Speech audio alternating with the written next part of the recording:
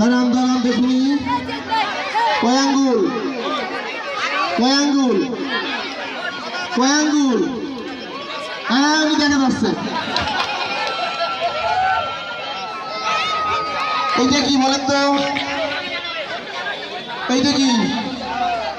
হ্যাঁ এই দূরে যাও, সরে যাও, হাসছে। হ্যাঁ